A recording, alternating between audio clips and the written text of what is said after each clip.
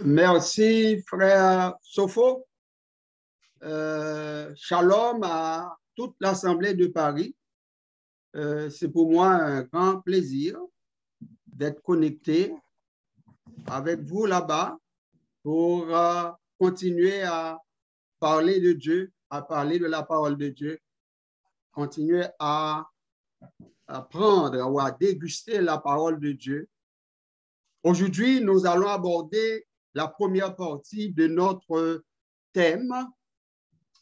C'est un sujet qui concerne les Juifs, ou du moins c'est un message qui s'adresse à tout le monde, mais principalement à nos frères juifs.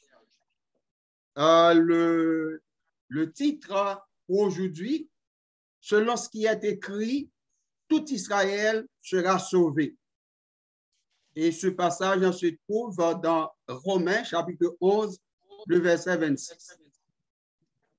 C'est toute une série de messages, comme je vous ai dit tantôt, que nous allons présenter concernant, comment on dit, le manque de savoir, le manque de connaissance du peuple d'Israël, le manque de connaissance des Juifs concernant le Messie, concernant Jésus-Christ, concernant leur sauveur et notre sauveur. Pourquoi les Juifs, pourquoi tous les Juifs ne croient pas? Alors, ce passage dit que tout Israël sera sauvé. Alors, la question à laquelle nous allons répondre aujourd'hui, est-ce que c'est vrai? Quel est le sens profond? Quel est le sens caché de cette déclaration? Est-ce vrai que tout Israël sera sauvé? Ça veut dire que dès que vous êtes juif, dès que vous êtes israélite, eh bien, vous aurez la vie éternelle. Mais avant de vous poser 10 questions concernant ce passage, j'aimerais lire, je vous invite à lire pour moi les 10 premiers passages, les 10 premiers versets de Romains chapitre 11, à partir, on va commencer à partir du verset 1er, on va s'arrêter au verset 10. Alors, je lis pour vous, mes frères et sœurs. Soyez attentifs. Je dis donc, Dieu a-t-il rejeté son peuple? Loin de là. Car moi aussi, je suis israélite, de la postérité d'Abraham, de la tribu de Benjamin.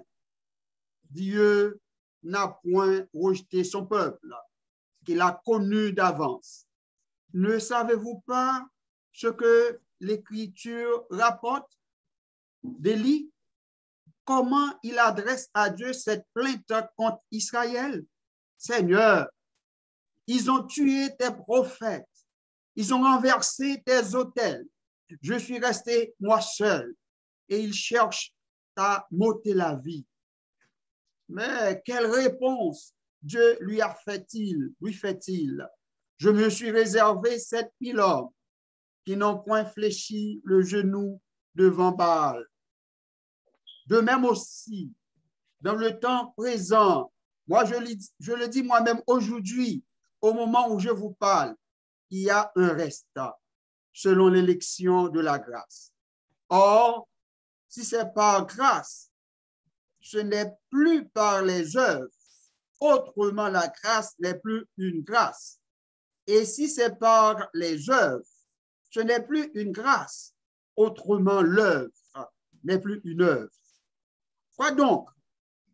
Ce qu'Israël cherche, il ne l'a pas obtenu, mais l'élection l'a obtenu, tandis que les autres ont été endurcis.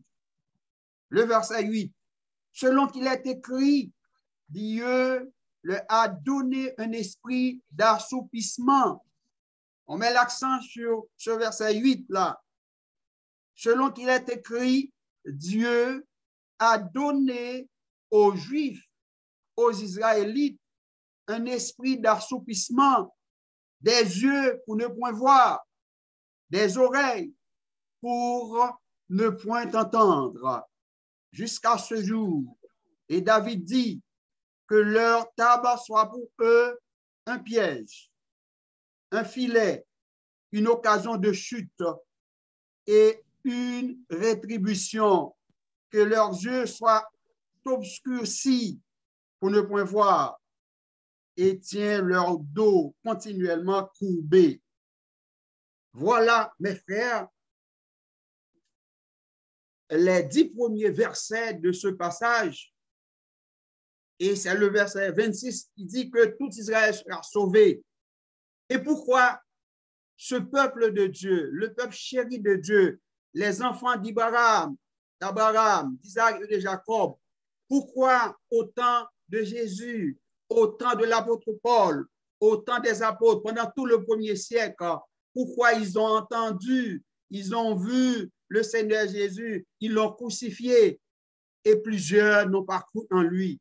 Pourquoi pendant toutes les prédications des apôtres, que ce soit la prédication d'Étienne qu'on a tué, la prédication de Philippe, la prédication de Jean, tous les apôtres, presque tous les apôtres ont prêché, ont essayé d'ouvrir les yeux des Juifs, des Israélites. Pourquoi jusqu'à présent, aujourd'hui, tous ne reconnaissent pas Jésus comme leur Messie, comme le prophète devait livrer le peuple juif? Pourquoi?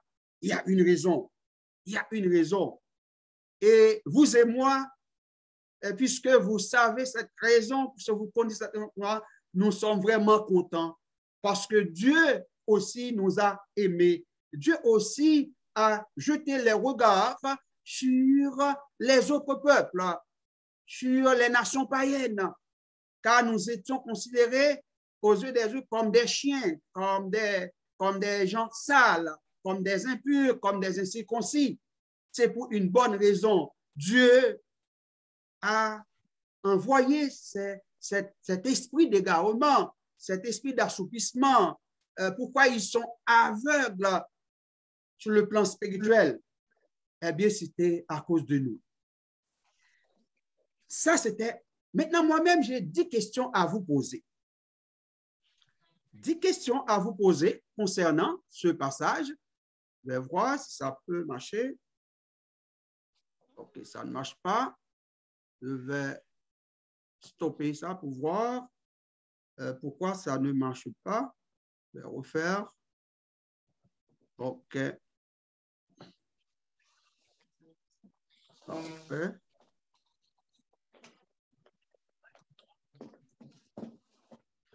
Parfait. Alors, nous avons dit que replaçons le passage dans son contexte. Alors, les 10 premiers versets, il y a 10 premières interrogations sur ce passage, sur cette déclaration que tout Israël sera sauvé. Alors, la première question, regardez, est-ce que c'est vrai que Israël sera sauvé? Est-ce que c'est vrai? Parce que souvent, les gens disent que, bon, vous êtes juifs, vous êtes sauvés, parce qu'il est écrit dans la Bible, tout Israël sera sauvé. Mais je voudrais tout de suite établir une nuance entre un Israélite et un juif. C'est très important de faire cette nuance-là. Paul était israélite. Paul était aussi juif. Mais vous savez qu'il y avait une division dans le royaume de David, dans le royaume de Salomon. Vous savez que le premier roi d'Israël, c'est Saül. Et puis, on a eu David, on a eu Salomon. Après la mort de Salomon, eh bien, sous le gouvernement, sous le règne de son fils Roboam, il y a eu une scission, il y a eu une division, parce qu'il y avait un type qui s'appelait Jéroboam, qui était devenu roi, eh bien, qui avait divisé, qui avait une partie du peuple juif. Alors, quand on parle Israël, vous savez, c'était les 10 tribus. Et c'était ces 10 tribus qui étaient dispersées partout dans le monde entier. Mais quand on parle des Juifs, avec précision, on parle de la tribu de Juda dont est issu David, parce que David, c'est un homme de la tribu de Juda, et les Lévites qui étaient des prêtres, qui étaient des sacrificateurs. Les Juifs sont formés, les Juifs sont formés par des prêtres lévitiques et par des fils de Juda. Donc, ça veut dire qu'il y avait le royaume d'Israël du temps de Roboam, le roi qui a remplacé Salomon, son père, et puis il y avait le royaume d'Israël. Mais d'une manière générale, les deux mots sont confondus. Les deux termes sont confondus pour désigner le peuple de Dieu. C'est une parenthèse que j'ai ouverte pour mieux comprendre ce qui s'est passé. Et je voudrais aussi un jour faire une étude, parler de l'origine du peuple juif bibliquement et selon la science, selon des recherches. Comme j'avais dit la semaine dernière, il y a 2 semaines, dans toutes les nations, il y a des noirs, des blancs, etc., de toutes les couleurs. C'est Dieu qui l'a fait ainsi.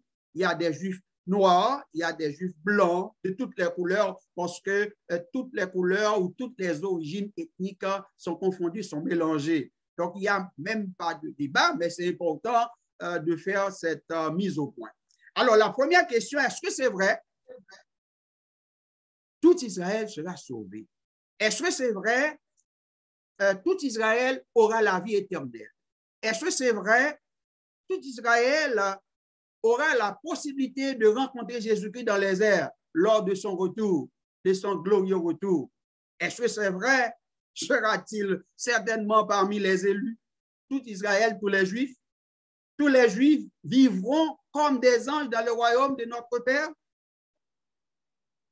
Tout Israël sera-t-il vraiment sauvé en étant sous la loi de Moïse?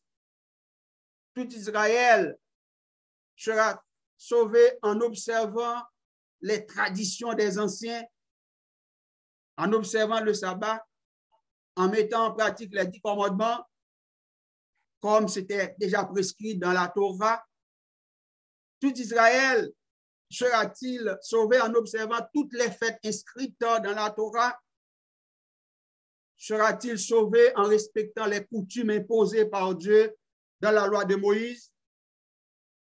Tout Israël, la dernière question, sera-t-il vraiment sauvé en vivant selon les prescrits de la Torah et du Talmud? J'ai mis là des informations, frère Arnaud le sait mieux que moi. Alors, dans le judaïsme, dans cette religion-là, il y a le Talmud, c'est quoi? C'est la loi orale, tradition orale. Comme chaque peuple a des traditions orales. Et on a dit que c'est un recueil principal des commentaires de la Torah. Alors, la Torah, c'est les 5 premiers livres de la Bible, les 5 premiers livres de l'Ancien Testament. Ils ont fait des commentaires, des lettrés, des savants, c'est comme des scribes aujourd'hui, là. Voilà, ils ont fait des commentaires, ils ont écrit, ils ont présenté des points de vue.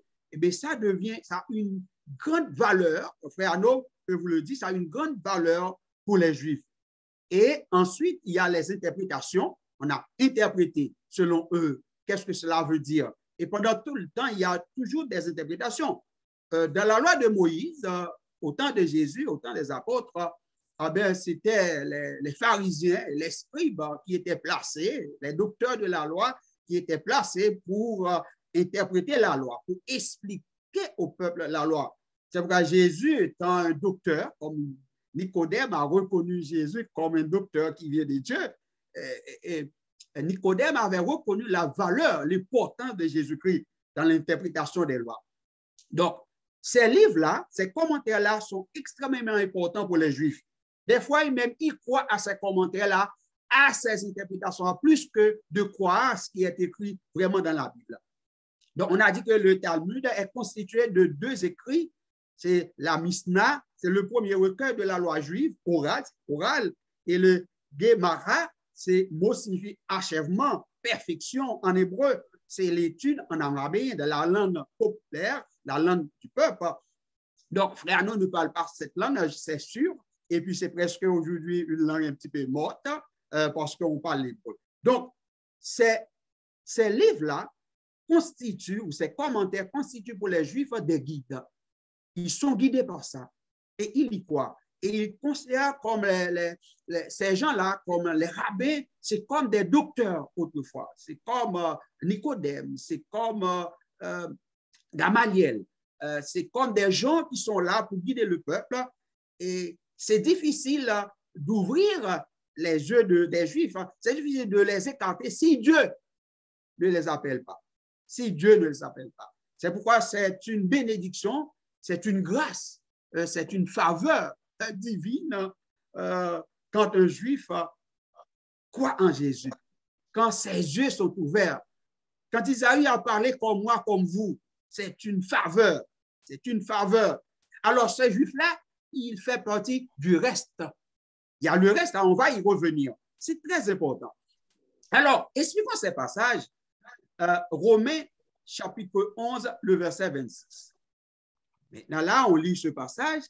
Ainsi, tout Israël sera sauvé selon ce qui est écrit.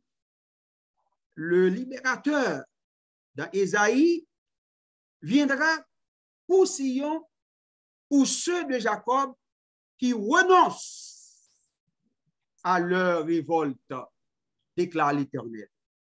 C'est dans ce contexte-là que Ésaïe a écrit ce texte-là, et ce texte-là, cette parole est reprise par le grand apôtre Paul. Tout Israël sera sauvé. Il y a un contexte. Il ne faut pas le dire tout le temps sans replacer le texte dans son contexte. Je l'ai dit souvent quand j'étais plus jeune, peut-être, tout passage ou tout verset pris hors de son contexte est un prétexte pour convaincre ceux qui sont mal affermis, ceux qui ne possèdent pas la connaissance ou la plénitude de connaissance de la parole de Dieu. C'est dans ce contexte-là, oui, tout Israël sera sauvé à condition que chaque Israélite, que chaque Juif renonce à leur révolte. Ils se sont révoltés contre Dieu. Ils se sont écartés de l'alliance. Ils n'ont pas observé la loi de Dieu. C'est la raison pour laquelle Dieu a décidé avant le retour, avant la venue de Jésus-Christ sur la terre, de former, de faire un nouveau contrat, d'avoir une nouvelle alliance. Et dans cette nouvelle alliance, Dieu ne l'a pas faite, ne l'a pas conclue, contracté seulement avec les fils de Jacob, mais Dieu l'a fait avec vous, avec moi, avec tous les païens. Et Jésus-Christ n'est pas seulement le Dieu ou le Sauveur, le Messie des Juifs, comme il est écrit. Le salut vient des Juifs, bien sûr, mais Dieu qui est grand, qui est miséricordieux, qui est sensible, qui veut que vous et moi, étant que païens, nous ayons aussi la vie éternelle. Eh bien, tu as ouvert une sorte de fenêtre, une porte là. Nous sommes l'olivier sauvage. Et les Juifs représentent l'olivier naturel. Et bien, c'est une branche. Nous sommes une branche qui est greffée à cet arbre naturel. Et nous sommes très reconnaissants. Et chaque jour, mes frères et sœurs, nous devons dire merci à Dieu parce que nous étions loin de la parole de Dieu. Nous étions méprisés, égarés, d'après ce que Paul a dit dans Éphésiens chapitre 2, du verset 11. Nous étions inconnus. Nous étions traités comme des chiens, comme des incirconcis, comme des impurs.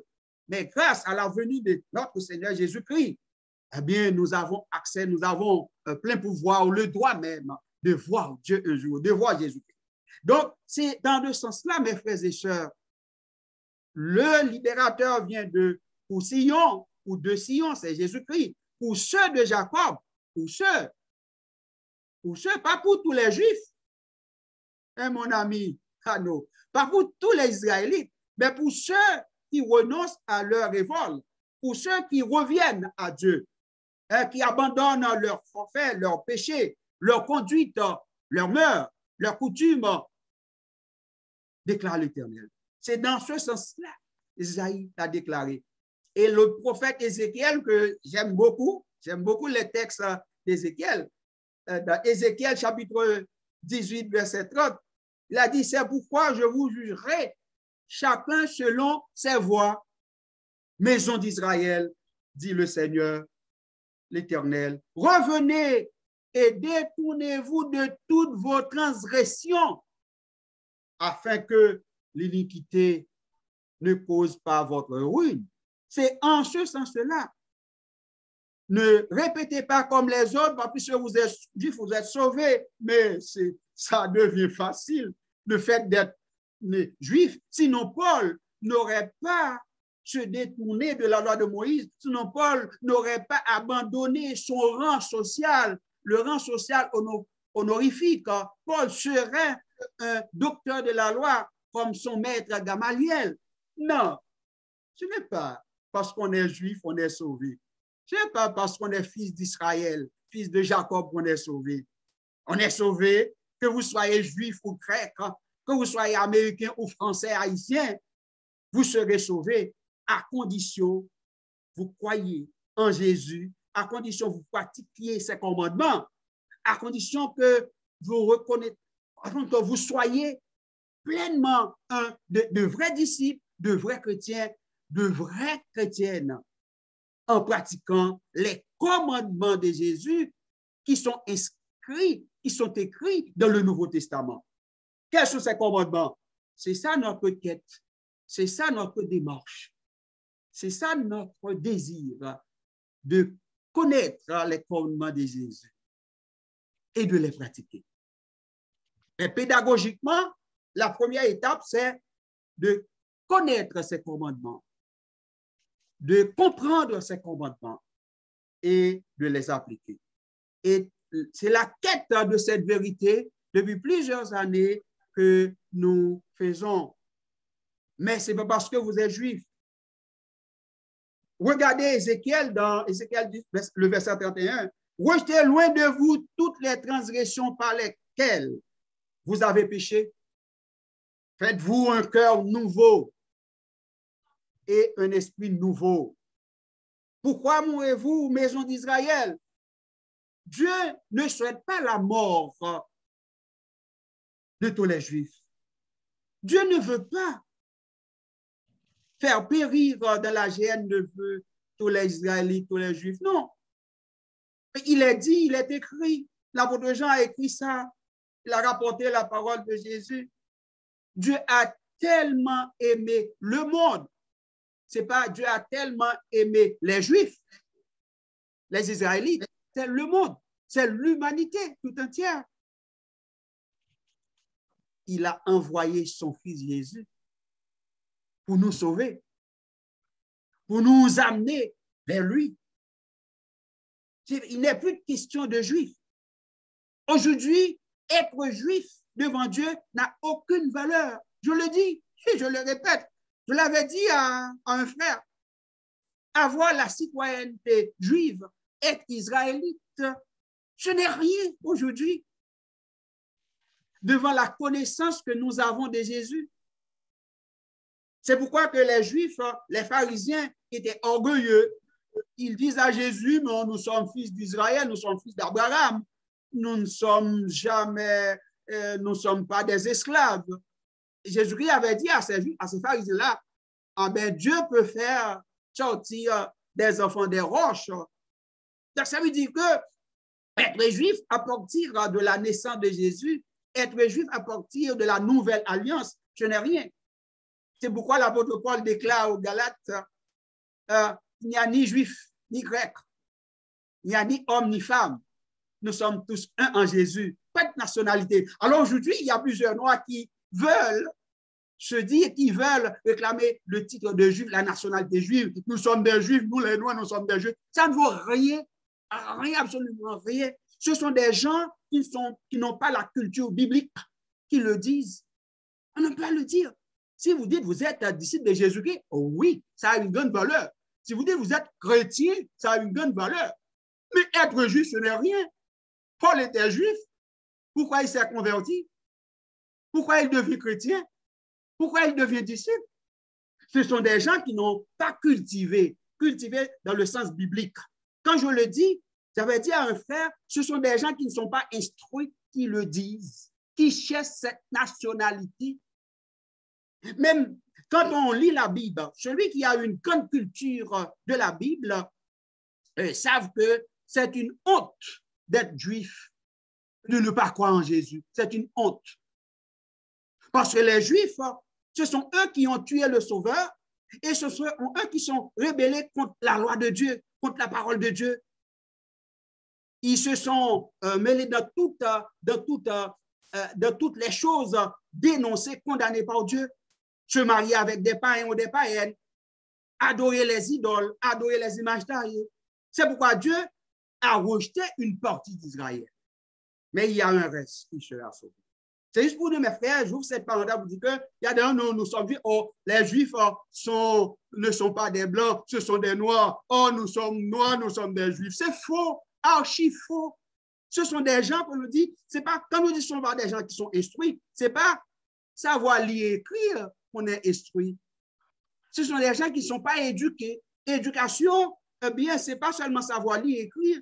Je pourrais avoir beaucoup de diplômes, beaucoup de certificats, beaucoup d'études, et puis je ne suis pas éduqué sur le plan spirituel, sur le plan biblique. Je ne suis pas instruit sur le plan biblique. Ce matin, j'ai eu un grand débat avec une sœur qui est universitaire, qui va avoir une licence en psychologie. Et ma sœur n'arrive pas à comprendre que quand Paul dit « je veux que la femme s'habille, je veux que l'habit soit décent, que la robe soit décente », la sœur n'arrive pas à comprendre. C'est-à-dire qu'elle est mal formée, elle est mal instruite, elle est mal éduquée. Quand on parle mal instruite, on ne parle pas d'analphabète. Parce qu'il y a des lettrés qui sont mal éduqués. Et pourtant, vous, qui comprenez bien la parole de Dieu, vous êtes bien instruits, vous êtes bien éduqués. Ne soyez pas choqués quand je parle de cette manière. C'est pour vous dire que ce qui est important pour nous, ce qui a de la valeur pour nous, c'est quand on possède cette connaissance que Dieu donne à tous ceux qui la cherchent, tous ceux qui cherchent cette connaissance, cette sagesse de Dieu, mais Dieu la donne. Vous et moi, nous devons être fiers, très fiers, parce que Dieu nous a ouvert les yeux pour comprendre cela, pour comprendre ces choses-là. Mais il y a parmi les disciples là, qui sont mal éduqués, qui ne sont pas bien instruits sur le plan biblique. Comme j'avais dit à cette sœur-là, que j'aime beaucoup, moi je suis disciple, je suis baptisé à l'âge de 17 ans, mais pendant toute ma vie, je vais avoir 61 années, c'est juillet, dans quelques jours. Eh bien, je faisais toute mon enfance, toute mon adolescence à étudier la Bible parce que j'étais curieux, je voulais savoir, je voulais connaître. Je voulais connaître, pas être seulement un disciple, un chrétien, auditeur, mais je voulais savoir, je voulais connaître. Et encore, je cherche encore à comprendre. Je n'arrive pas à posséder la plénitude de la parole de Dieu et je n'aurai jamais personne. Mais le peu que Dieu m'a donné, Dieu sait combien de connaissances, la quantité que je peux gérer, C'est comme pour moi une entreprise qu'on gère le savoir que Dieu nous a donné.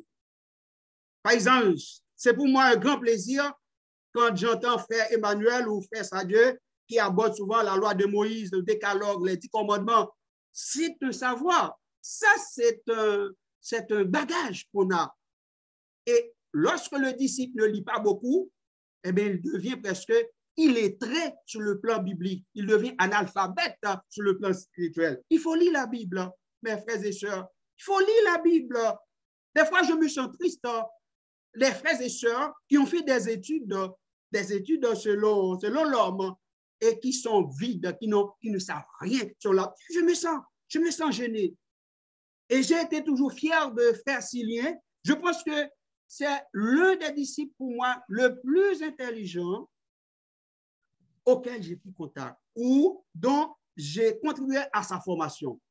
C'est le disciple pour moi le plus intelligent ou l'un des plus intelligents. Mais ce n'était pas un intellectuel selon le sens humain, selon les hommes, n'est-ce pas, frère Emmanuel? Mais il a compris. Dieu lui a fait grâce. Donc, pour revenir à nos moutons, tout Israël sera sauvé. C'est seulement ceux qui pratiquent, qui reconnaissent d'abord Jésus comme sauveur, comme notre bien-aimé frère. Et il sera sauvé, comme dit l'autre, lui et sa famille. Et c'est ce que nous souhaitons. Et c'est ce que nous aimerions.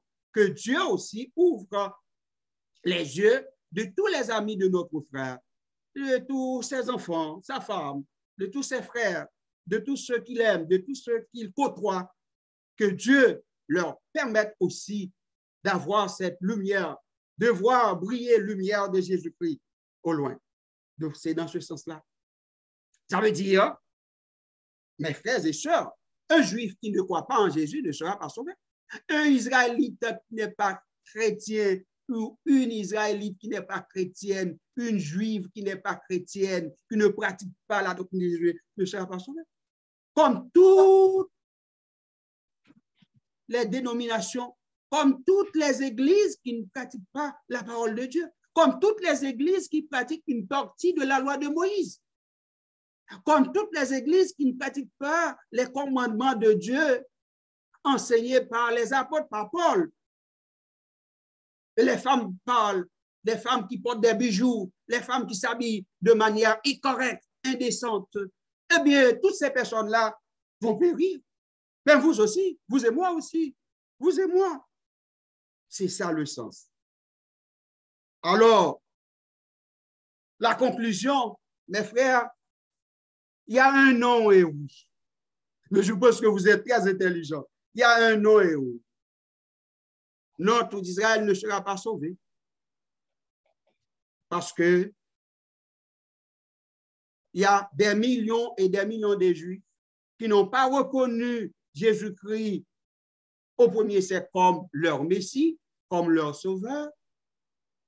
Ensuite, durant les 100 premières années ou les 50 premières années de la prédication des apôtres, plusieurs Juifs, plusieurs Israélites ne croyaient pas à leur prédication, ne se faisaient pas baptiser, au contraire, ils l'ont tué, ils l'ont lapidé Étienne, le diacre Étienne.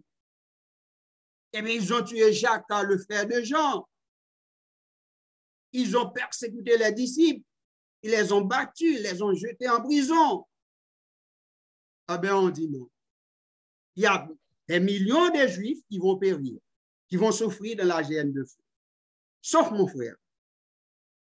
Et sauf ceux qui viendront embrasser aussi cette fois cette doctrine.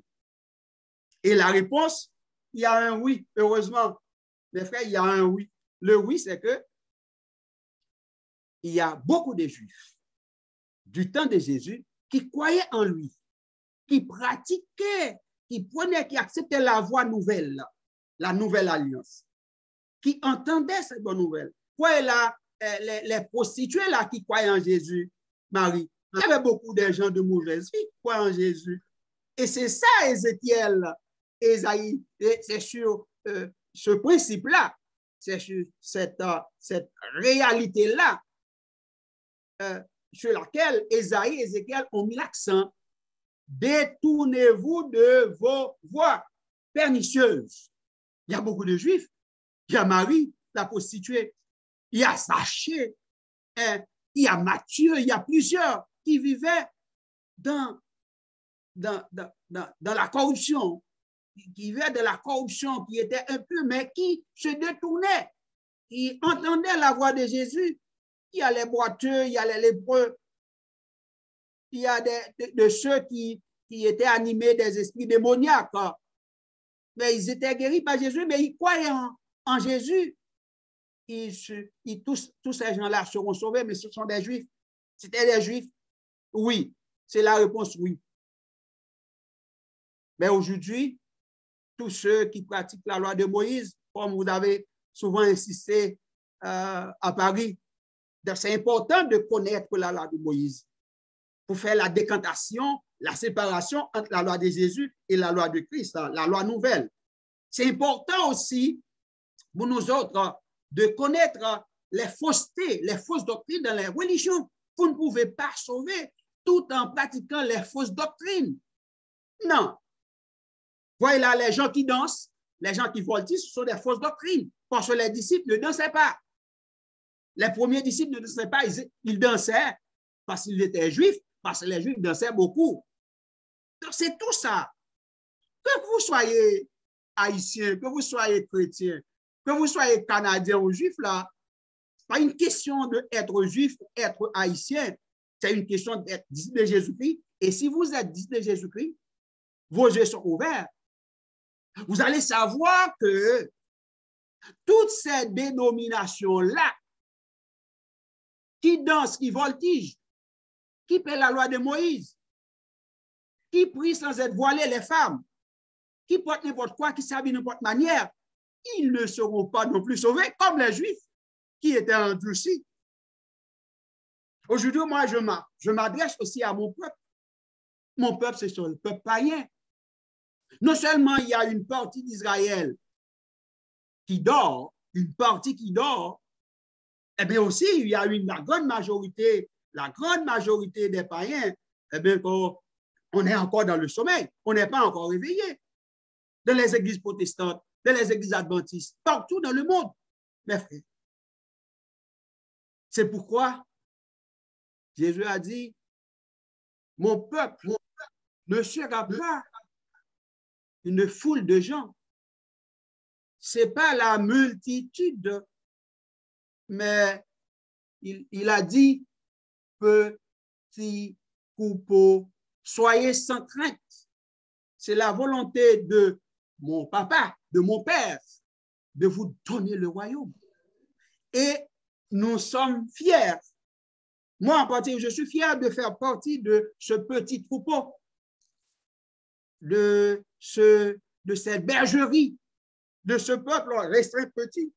Ce n'est pas la grande foule.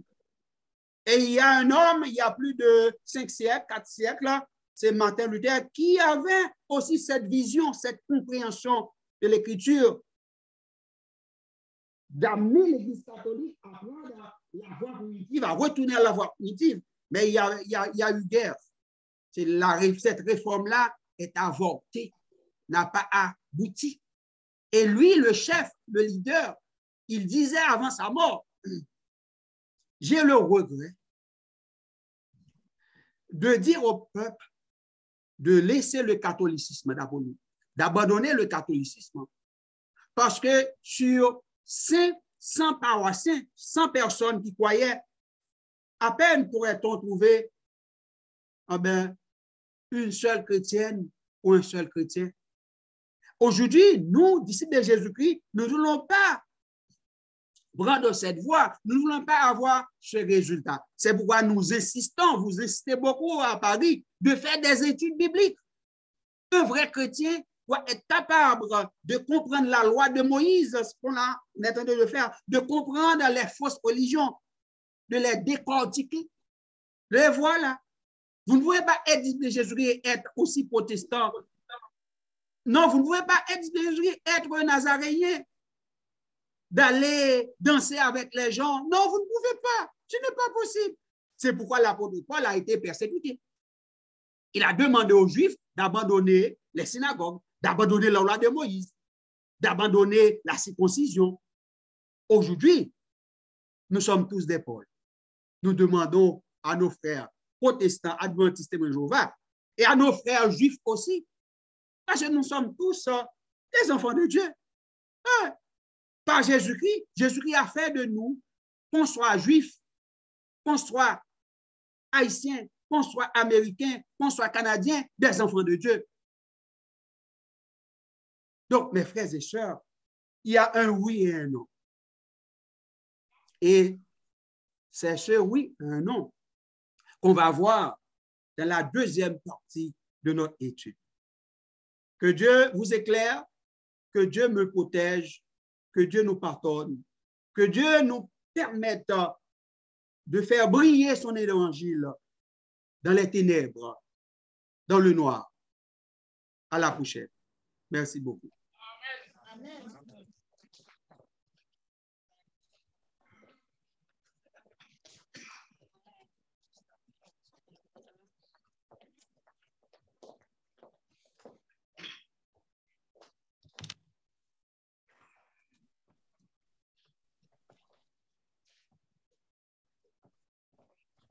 Frères et sœurs, je vous salue à nos frères dans notre Seigneur.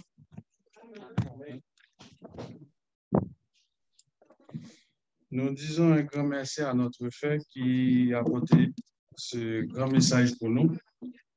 Et nous, dans notre part, nous devons la mettre en pratique pour la décortiquer, pour trouver la grâce aux yeux du Seigneur. Nous allons chanter un chant avant de terminer. Le numéro 269, créole. Nous allons mettre debout. «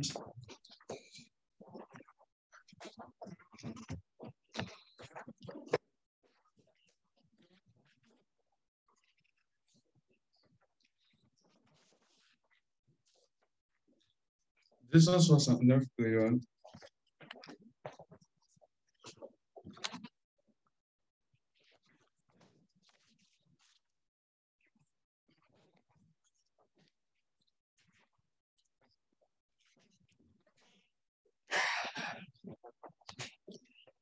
Zami mwen le o santi o bouleversé. À point 2. Zami mwen le o santi o bouleversé. Nan mouman sa yo bezwen bon pou ede. C'est Jésus qui capote au c'est pour mettre confiance et prêt pour l'aider. Zami, mon